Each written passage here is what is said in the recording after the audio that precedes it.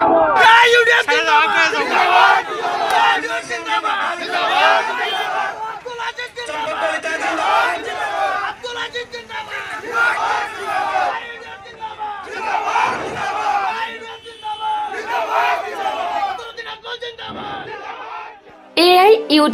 মুৰব্বী পদৰুদ্দিন আজমলৰ প্ৰশংসাত পঞ্চমুখ প্ৰাক্তন বিধায়ক আব্দুল আজিজ। সামগ্ৰীৰ চাইটৰিয়াত ইউডিএফৰ কৰ্মী সমৰ্থকৰ বিপুল সম্বৰ্ধনা গ্ৰহণ কৰি প্ৰাক্তন সাংসদ আজমলৰ প্ৰশংসাত পঞ্চমুখ হৈ জ্যেষ্ঠ নেতা আজিজ। আজমল ফাউণ্ডেশ্যনে ৰাজ্যৰ জাতি ধৰ্ম বৰ্ণ নিৰ্বিশেষে সকলো অৱহেলিত আৰু নিপীড়িত মানুহৰ প্ৰতি সহায়ৰ হাত আগবঢ়াই অহা বুলি প্ৰাক্তন বিধায়ক আজিজৰ মন্তব্য। ইউডিএফ একমাত্ৰ মুছলমানৰ নহয়, প্ৰতিটো লাঞ্ছিত বঞ্চিত জনগোষ্ঠীৰ স্বাৰ্থত মাত মাতি অহা বুলি আজিজৰ তাৎপৰ্যপূৰ্ণ মন্তব্য। এছআৰৰ জৰিয়তে বৃহৎ সংখ্যক সংখ্যালঘু ভোটাৰৰ নাম কৰ্তন কৰিব বুলি মুখ্যমন্ত্ৰী ডক্টৰ হিমন্ত বিশ্ব শৰ্মাই প্ৰকাশ কৰা মন্তব্যক সুৰধাৰৰ ভাষাৰে সমালোচনা আজিজৰ। এছআৰ আৰু উচ্ছেদৰ ইছ্যুৰ পৰা কংগ্ৰেছ অখিল গগৈ আৰু লুৰিণজ্যোতি গগৈ ফালৰি কাটি ৰহস্যজনক মৌনতা অৱলম্বন কৰাৰ গুৰুতৰ অভিযোগ প্ৰাক্তন বিধায়ক আজিজৰ।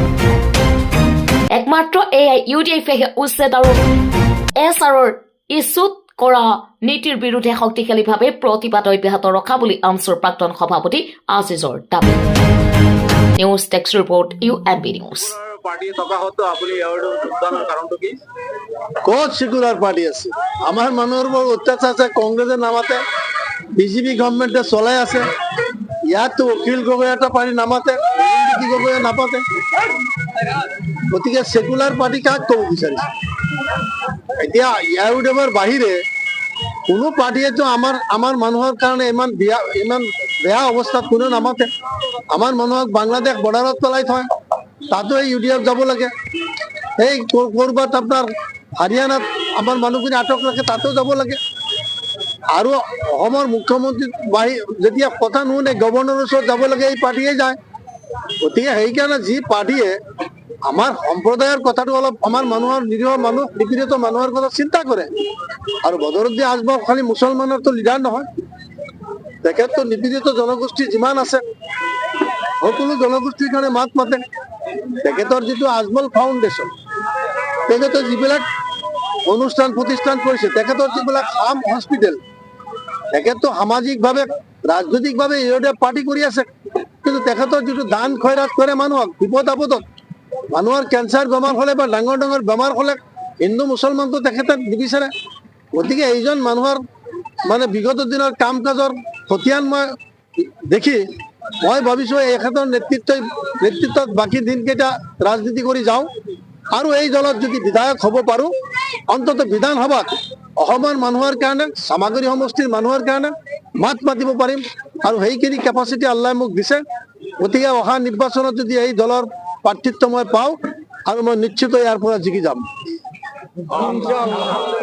মুখ্যমন্ত্ৰীয়ে কৈছে এছআৰত কি হৈছে, এছআইআৰত আৰু বেছি হ'ব, বহুত মানুহৰ নাম কৰ্তন হ'ব।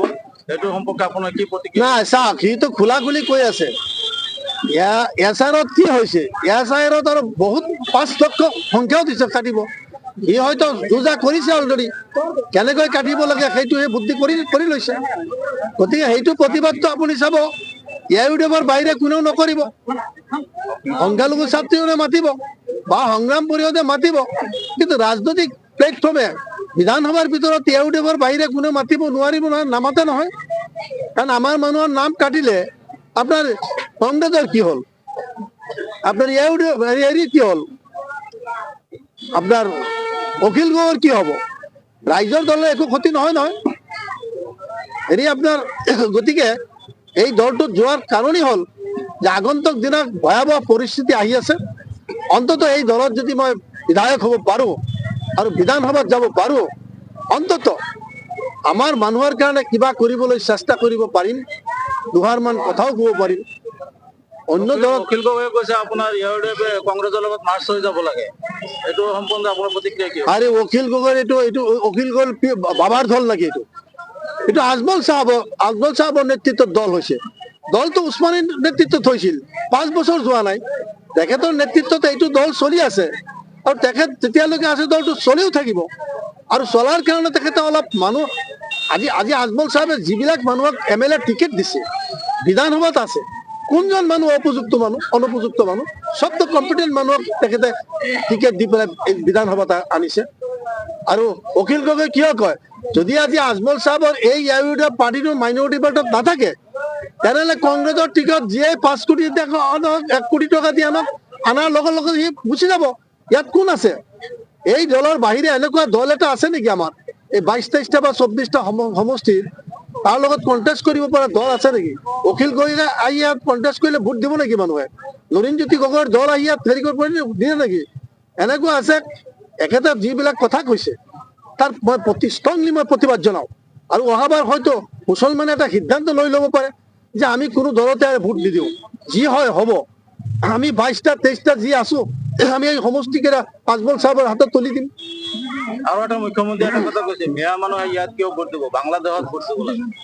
তেনেহ'লে যিসকলে কনৌজৰ পৰা আহিছে তাত গৈ কনৌজত ভোট দিয়ক যিসকল থাইলেণ্ডৰ পৰা আহিছে তাত গৈ ভোট দিয়ক যিসকল মানে আপোনাৰ চীনৰ পৰা আহি তাত সিহঁতে চীনত গৈ ভোট দিয়ক আমিতো বিদেশৰ পৰা অহা নাই আমাৰ পূৰ্বপুৰুষসকল আহিছে অবিভক্ত ভাৰতবৰ্ষৰ পূৰ্ব প্ৰান্তৰ মামিচিং ডিষ্ট্ৰিক্টৰ পৰা যশোৰৰ পৰা বা চিলেটৰ পৰা বা খুলনাৰ পৰা বিভিন্ন জিলাৰ পৰা আহিছে তেতিয়া এটাই ইণ্ডিয়া তেতিয়া ব্ৰিটিছ ইণ্ডিয়া তেতিয়াতো ইষ্ট বেংগল আৰু ৱেষ্ট বেংগল তেতিয়াতো আৰু আপোনাৰ হেৰি বাংলাদেশ নাই পাকিস্তান নাই 1947 চনৰ 15 আগষ্টত ভাৰতে স্বাধীনতা পালে 14 আগষ্টত স্বাধীনতা পালে পাকিস্তানে এতিয়া পূৰ্ব পাকিস্তান আৰু পশ্চিম পাকিস্তান হৈছে আমিতো পাকিস্তানৰ পৰা অহা নাই আমিতো পশ্চিম পাকিস্তানৰ পৰা অহা নাই আমি পূৰ্ববংগৰ বিভিন্ন জিলাৰ পৰা আমাৰ মানুহবিলাকে আনিছিল আমদানি কৰি আনিছিল ব্ৰিটিছ ইণ্ডিয়া এইটো কংগ্ৰেছে আমাক আনা নাই আজি হেমন্ত বিশ্ব শৰ্মাক কৈছে যে আমাৰ মানুহক বাংলাদেশত গৈ ভোট দিয়ে কিয় দিব সি ক'লেই চব হৈ যাব না মুছলমানক ইমান টাৰ্গেট কৰি লোৱা উচিত হোৱা নাই আৰু ইয়াৰ কনচিকুৱেঞ্চি ওপৰত তাক ফেচ কৰাব লাগিব ঠিক আছে